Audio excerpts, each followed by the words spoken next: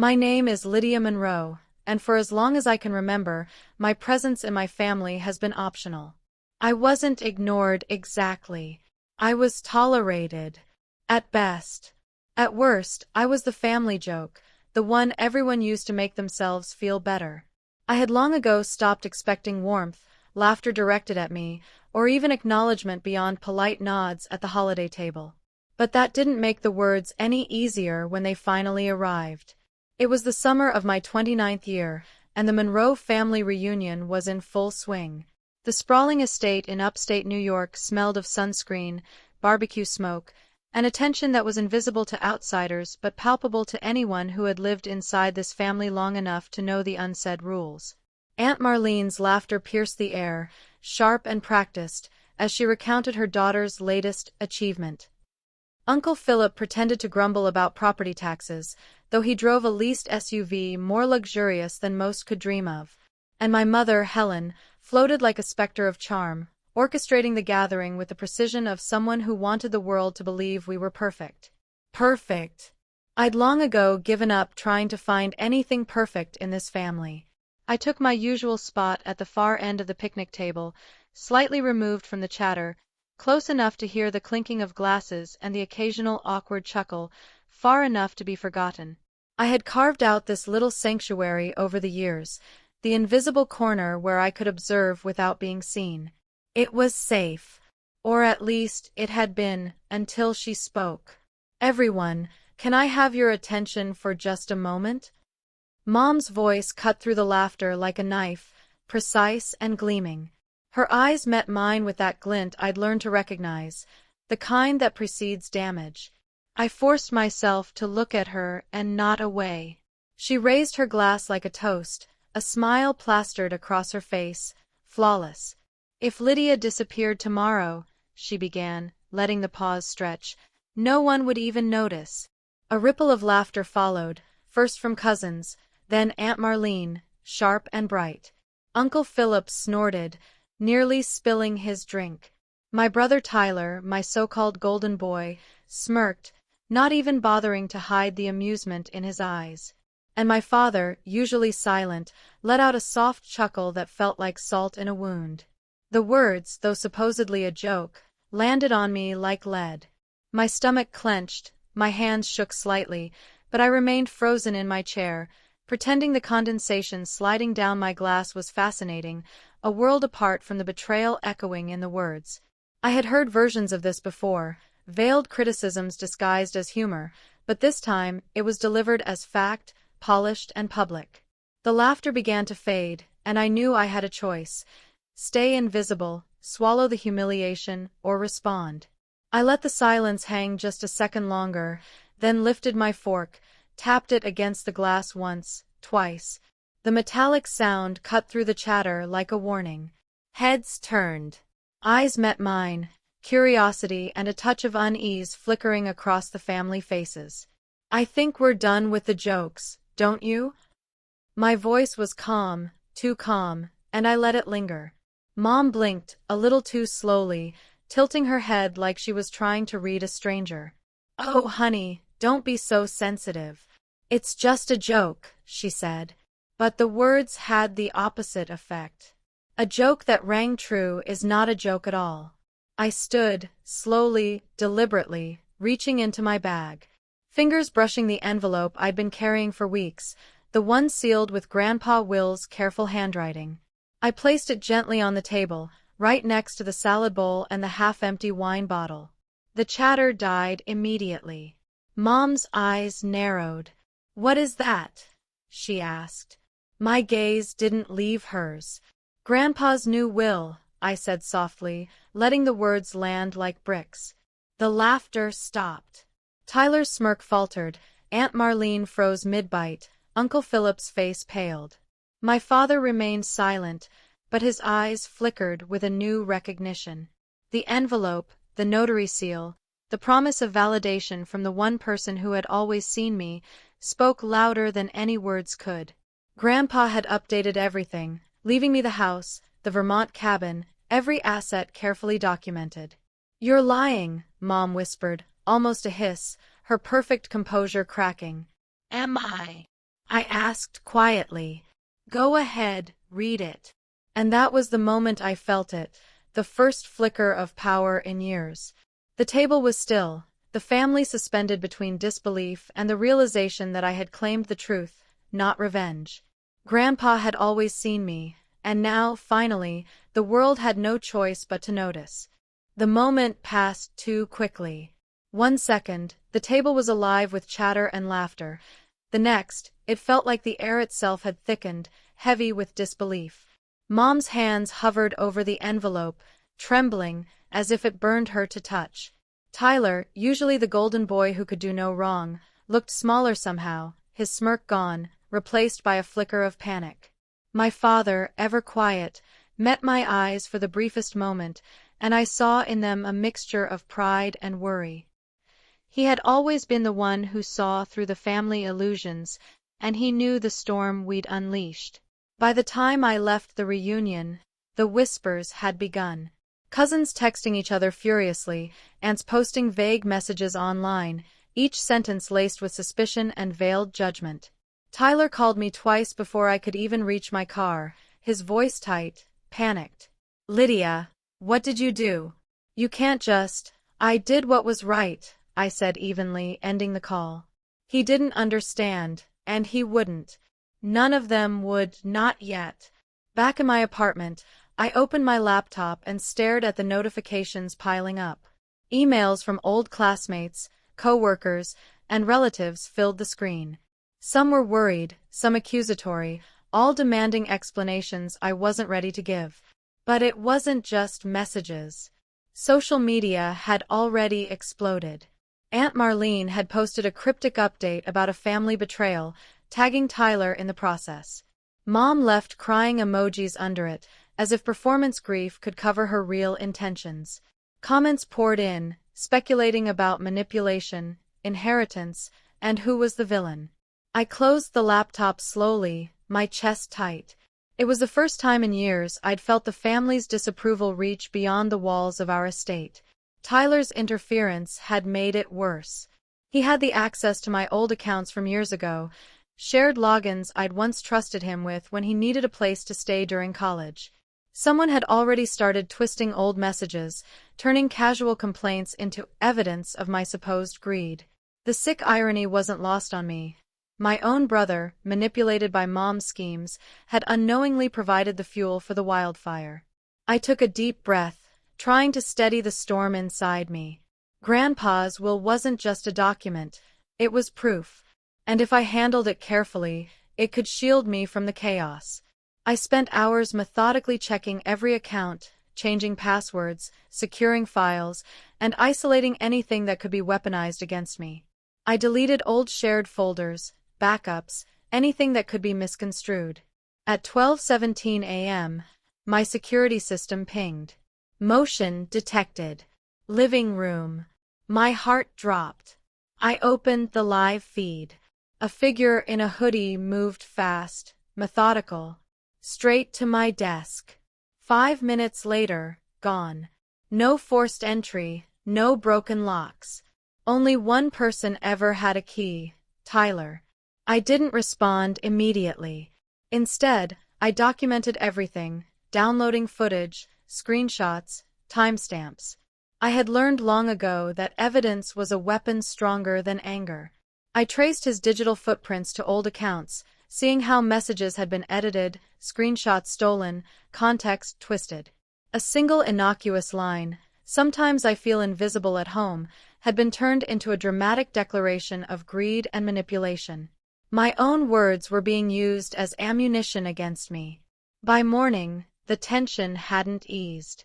Tyler tried again. Texts, calls, pleading, threats, but I let them pile unread. I didn't need to respond. I had learned from the years of quiet humiliation that their attempts to provoke me were meaningless. Silence, I realized, could speak louder than any argument. Then Grandpa called. Calm, steady, unshakable. "Lydia," he said, voice quiet but firm, "I see what's happening online. Are you holding up?" I exhaled, relief and stress mingling in my chest. "I'm managing," I admitted. Good, he said. Means you're thinking clearly. Don't react to them. Let them believe they control the story. You don't fight ghosts. They exist only to distract. The call left me shaken but clearer. Grandpa had been preparing me for this moment all along. Months before the reunion, he had given me a brown folder with receipts, signed statements, and transcripts of conversations. Keep this safe, he said. One day, you might need it to defend the truth. Now I understood. This wasn't about inheritance alone, it was about survival and preserving integrity. By the next afternoon, I drove straight to Grandpa's house without calling ahead. His porch, shaded by oak trees, felt timeless. He was sitting there, newspaper in hand, as if nothing had happened in the past 24 hours. I handed him my phone, motion clips, and messages open. He studied the footage, exhaled, and finally spoke. They think they've caught you unprepared. They underestimate patience. They don't know what waiting for the right moment looks like. I nodded, understanding. Patience was my weapon now. Evidence, preparation, and silence had become my shield. Grandpa stood, shuffled inside, and returned with a thick folder labeled in his careful handwriting. Open it, he said. Inside were transcripts. Mom and Uncle Philip discussing how to manipulate me, how to control Tyler, how to move against the inheritance without raising suspicion. Dates, times, everything notarized. I sat frozen, realizing the full scale of their planning. Every joke, every slight, every accidental oversight had been part of a deliberate, calculated effort to keep me in my place. And yet, here I had the proof, ready to turn the tables. I left Grandpa's house hours later with a resolve I hadn't felt in years. Tyler would be confronted, Mom would be forced to acknowledge reality, and the online storm would be met not with defensiveness but with evidence. This wasn't revenge, it was reclamation. For the first time, I felt like I was not just surviving, I was taking control. The next morning, I woke to a city that felt both familiar and alien. The sun filtered weakly through the blinds, but even its warmth couldn't reach the chill that had settled in my chest. Tyler had blown up my phone again. Dozens of missed calls, texts, even messages from friends pleading for me to just fix it. I didn't answer. Not yet. I had learned that their panic was only powerful if I gave it weight. Silence had become my weapon, sharper than any word I could utter. By mid-morning, I made my decision. Tyler had crossed a line, not out of malice entirely, but because Mom had trained him well. He thought loyalty to her meant undermining me. I drove to his apartment without warning. The streets were quiet, the winter air crisp, my thoughts steady. Every step, every turn of the wheel, reinforced the clarity I'd gained. I wasn't the scared, overlooked child anymore. I was a force grounded in truth, armed with evidence. He opened the door, and his familiar smirk faltered the second he saw the brown envelope in my hand. "Lydia, what are you doing here?" he asked cautiously. I stepped inside deliberately, letting the door close slowly behind me. "You know exactly why I'm here," I said softly. His eyes darted nervously. Lydia, I didn't touch anything. I swear." "You did," I said calmly, sliding the envelope onto his counter.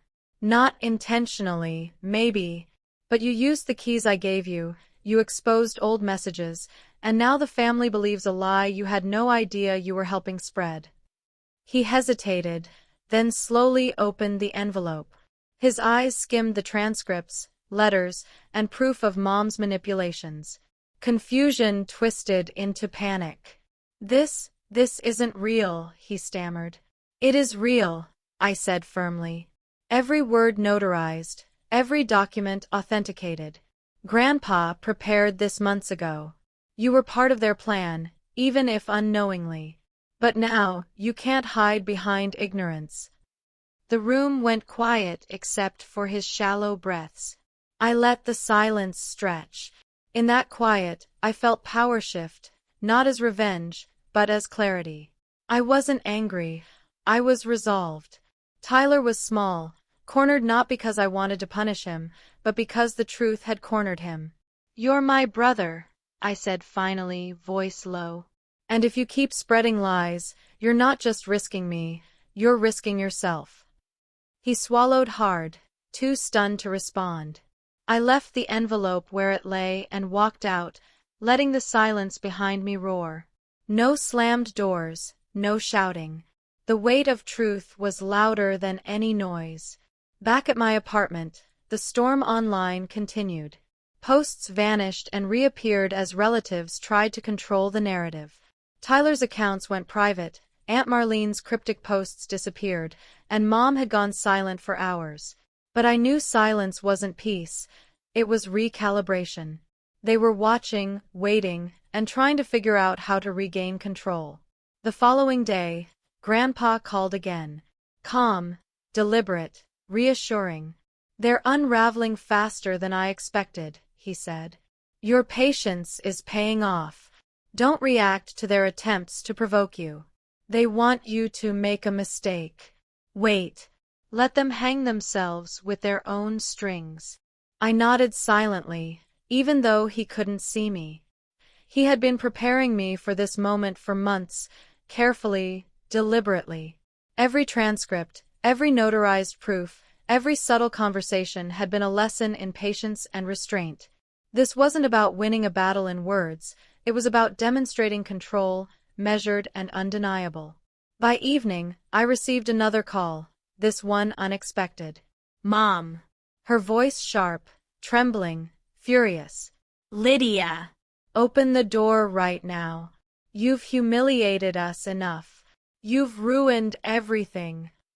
I hesitated only a moment before answering. "Doing what?" I asked calmly. "You know what," she hissed. "You've taken what belongs to me, you've ruined Tyler, and you think you can just walk away." I didn't answer immediately. Instead, I let the words hang, weightless but potent. Then slowly, evenly, I said, "Mom, if anyone ruined anything, it's been you. I've only revealed the truth." Her pause was brief, filled with disbelief and rage. "You don't know what you're talking about." "I do," I replied, softer but steady. "I saw the emails, the plans, the forged applications, the manipulations. Dad gave me everything I needed to see. You're finally exposed." Her face twisted in anger, a mix of fear and disbelief. "You think this makes you better than me?" "No," I said quietly. "It makes me free." She stared at me, searching for an escape, for some chink in my armor she could exploit. But there was none. For the first time in my life, she couldn't dominate the narrative. She could only stand there, exposed and powerless, as the truth settled around us like a cold, inevitable fog. She stepped back, whispering through clenched teeth, "You'll regret this." "Maybe," I said softly, "but I won't regret walking away." The door closed behind her, a quiet punctuation mark on a years-long story. And in that quiet, I realized, the real battle wasn't over money, property, or lies. It was over control, over narrative, over who gets to define the truth. And for the first time, the truth was mine. The mediation office was stark, glass walls, cold fluorescent lights, and a faint smell of disinfectant. Neutrality tried to mask tension, but it couldn't hide the storm simmering inside me. Mom was already there, perched like a queen on her throne of perfection, pearls gleaming, blouse crisp, hair just so. Her eyes flicked toward me with that familiar mixture of disdain and calculation. Uncle Philip leaned back in his chair, arms crossed, smirk fixed in place, the kind he'd worn when sneering at my small mistakes at every family dinner. Tyler avoided eye contact entirely, hands tight around his phone. Dad was the only calm one, eyes steady, silent support radiating from him like a shield. The mediator, a woman in her 60s with soft gray hair and an air of impartial authority, cleared her throat. "Thank you all for coming. Today, we're here to discuss concerns regarding the Monroe estate and to see if there's room for resolution." Mom smiled politely, almost venomously. Yes, all I've ever wanted is understanding. Lydia here seems to have misunderstood my intentions. Her voice dripped condescension, but I didn't flinch. I had anticipated this. I placed my folders on the table deliberately, sliding the thick envelope toward the center. The weight of the notarized transcripts, bank statements, and trust documents filled the air with unspoken tension. Mom's hands hovered over it, then recoiled slightly as if it burned. Her smirk faltered. Uncle Philip leaned forward, eyes narrowing. Tyler's face turned pale. I'd like to start with the facts, I said, voice calm but firm. These documents show attempts by Mom and Uncle Philip to manipulate the estate, create unauthorized loans, and use Tyler's accounts for personal gain. Grandpa prepared this trust months ago to protect his assets, and I am the rightful beneficiary. The documentation proves everything, including your plans and communications. Mom's face twisted, lips trembling with fury. This is ridiculous. You're making accusations. I met her eyes steadily. No, I am presenting facts. Every word notarized, every conversation recorded, every action documented. Grandpa ensured it was undeniable. The mediator adjusted her glasses, glancing between us. Mrs. Monroe, perhaps it would be best to review the documentation before responding. Mom snapped. Of course, she's manipulating even you. Always the schemer, Lydia. How dare you make us all look like criminals? I didn't make anyone look like anything, I said evenly. I revealed the truth. That's all. Tyler flinched at my tone, realizing for the first time that he hadn't been a passive observer but a pawn. I handed him the transcripts that bore his name. His fingers trembled as he skimmed the lines. I didn't. You did, I interrupted, softly but firmly. You used your access to help their plan unfold, even unknowingly. And now it's exposed. He looked up, eyes wide, finally seeing the scope of the consequences.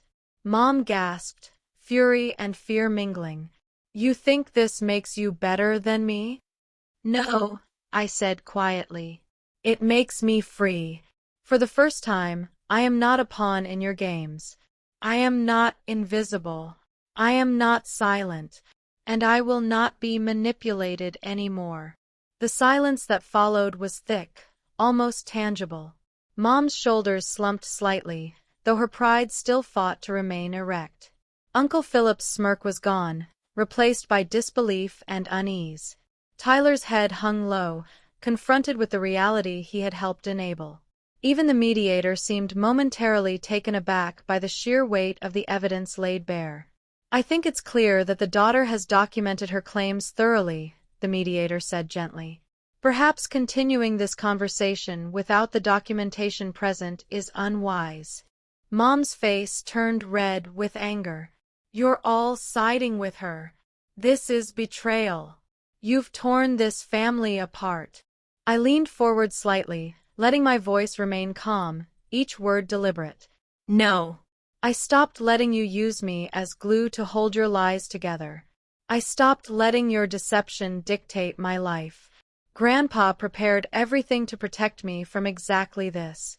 If anything, I'm preserving the family's legacy from being destroyed by dishonesty. Dad, finally speaking, added quietly but firmly, Mom, you've been so focused on control that you forgot what respect or love even looks like. This isn't betrayal, it's accountability. Her face crumbled, caught between denial and the undeniable truth.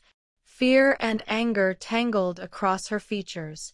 She wanted an escape, a comeback, but there was nothing left. All of her manipulations, all of her plans, all of her assumptions about my invisibility, they were shattered, exposed, documented. I gathered my folders carefully, sliding them back into my bag. You wanted clarity, I said softly. Here it is.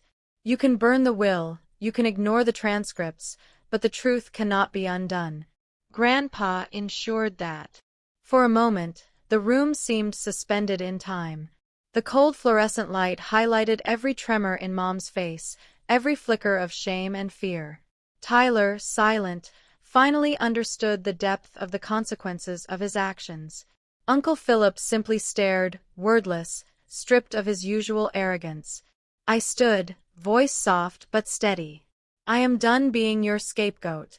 Done being the invisible one. The choice now is yours. Acknowledge the truth or continue living in denial. The sound of papers shifting, a breath held too long, and the room fell silent. No words could undo what had been revealed. For the first time, I felt the full weight of victory, not triumph over money or titles, but triumph over manipulation, over lies, over a lifetime of being treated as less than.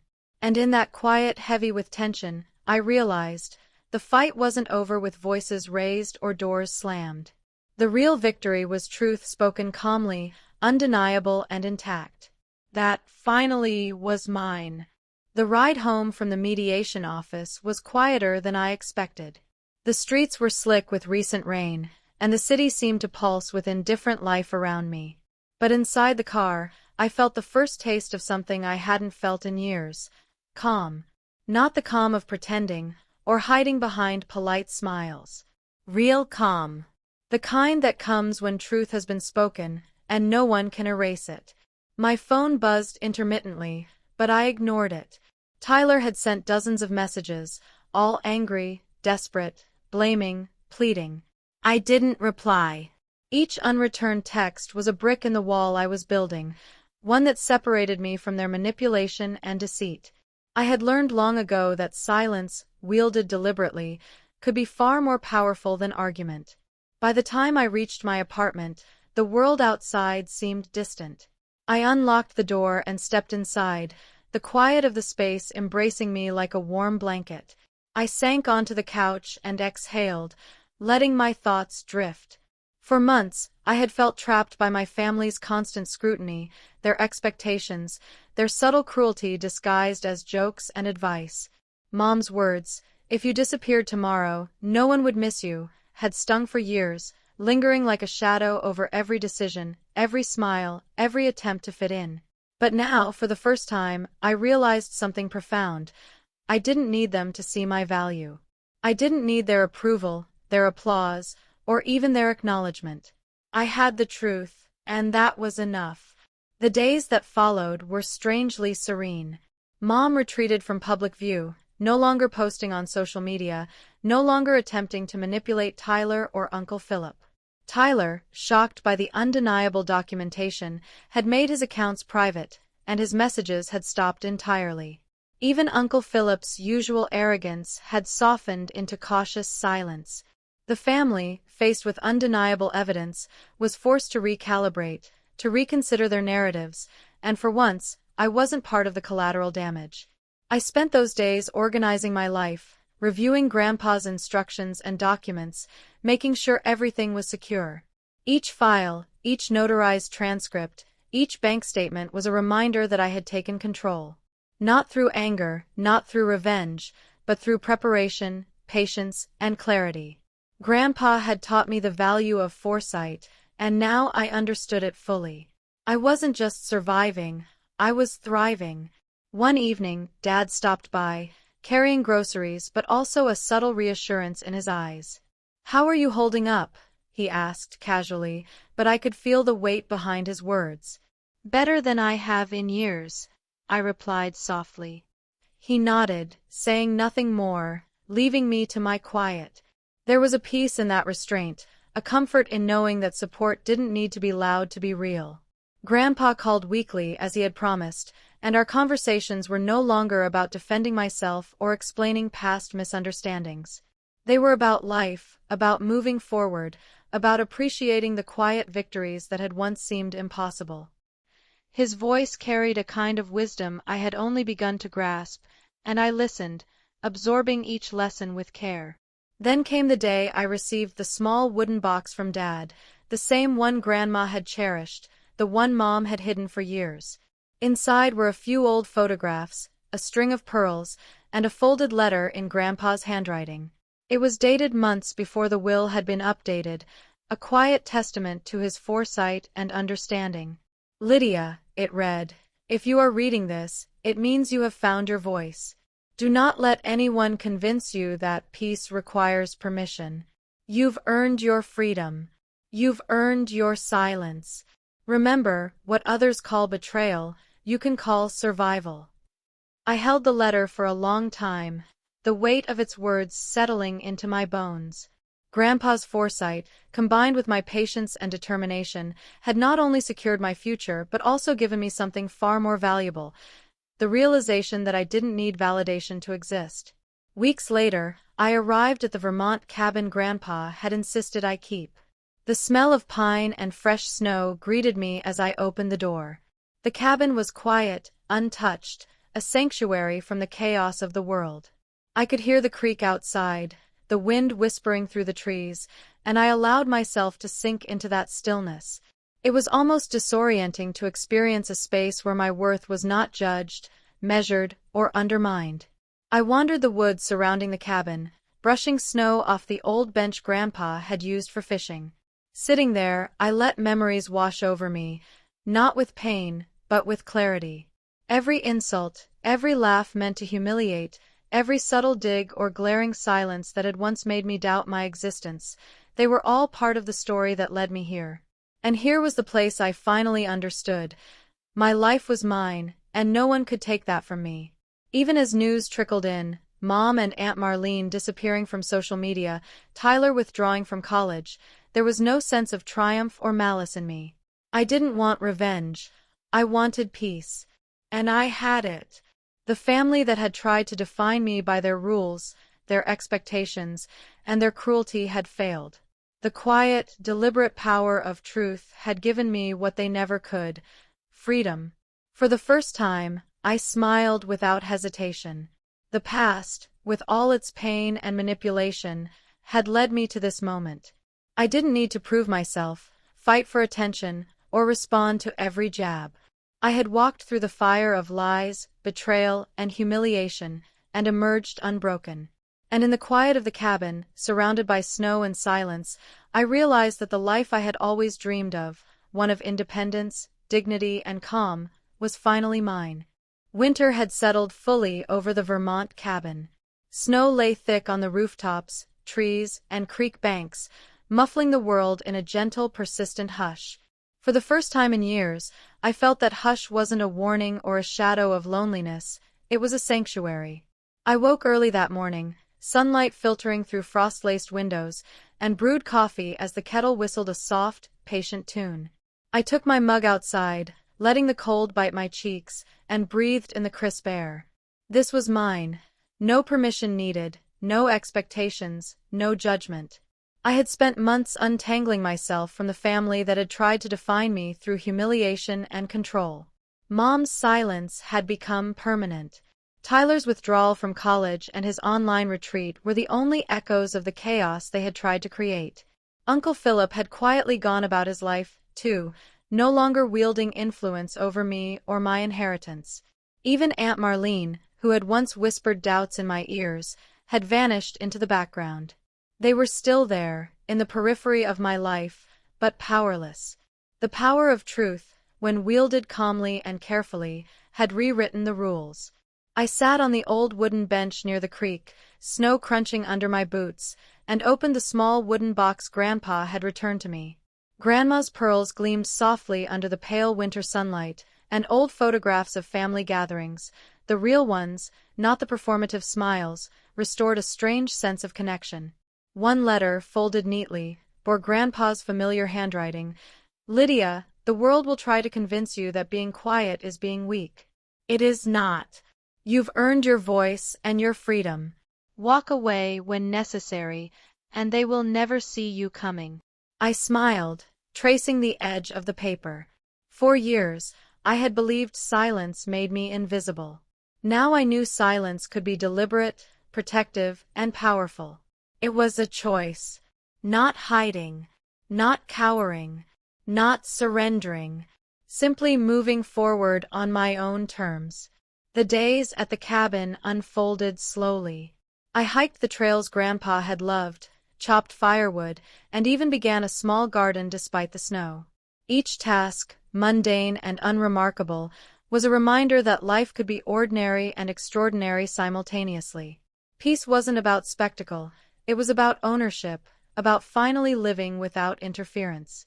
One afternoon, as the sun dipped low, casting long shadows across the frozen lake, Dad called. I answered cautiously, though I had no doubt who it was. "Lydia," he said softly. "How are you feeling?" "Free," I admitted, the word tasting strange and exhilarating on my tongue. "Like I can finally breathe without looking over my shoulder."